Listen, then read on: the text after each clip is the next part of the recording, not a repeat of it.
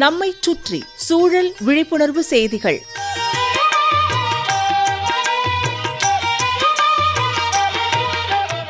அன்புள்ளம் கொண்ட சரஸ்வதி அம்மா அவர்களுக்கு உங்கள் மாணிக்கம் எழுதும் மடல். நலம் நலமறிய ஆவல். உலக மகளிர் வாரம் கொண்டாடிட்டு இருக்கோம். இவ்வேளையில் ஒருவரை அறிமுகம் செய்கிறோம். கேரள மாநிலம் திருச்சூரில் வசிக்கும் வாழும் கத்ரீனா சேட்டத்தி. நாமெல்லாம் 40 வயசு ஆனாலே சோர்வா கருதுறோம். 40 வயசுக்கெல்லாம் அங்க வலிக்குது இங்க வலிக்குதுன்னு சிவனேன்னு உட்காந்துடுறோம், படுத்துக்கிறோம், சாப்பிடுறோம்.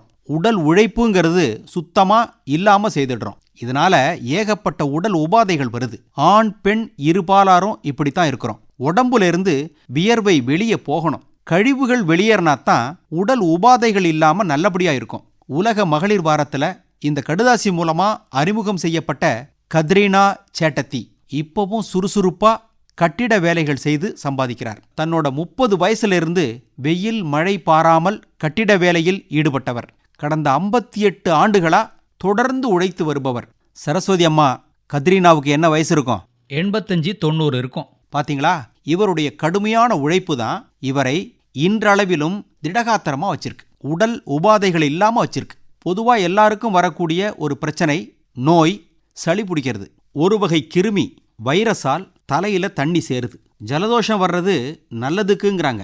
மண்டையில் இருக்கும் நீரை மூக்கின் வழியா வெளியே தள்ளிக்கொண்டே இருப்பது நல்லது தானே.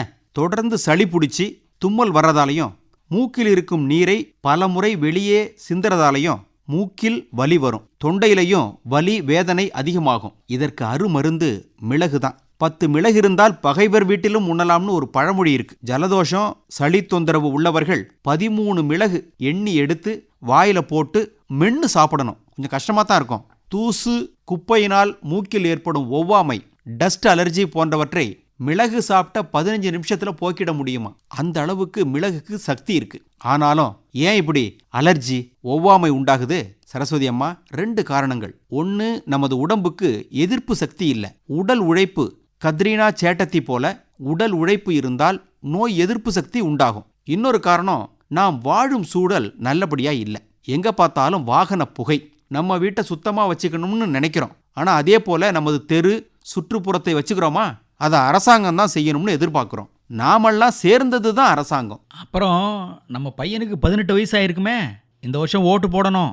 நம்ம ஓட்டு நம்ம நாட்டுக்கு, அதை மறந்துடக்கூடாது. இப்படிக்கு மடல் மாணிக்கம்.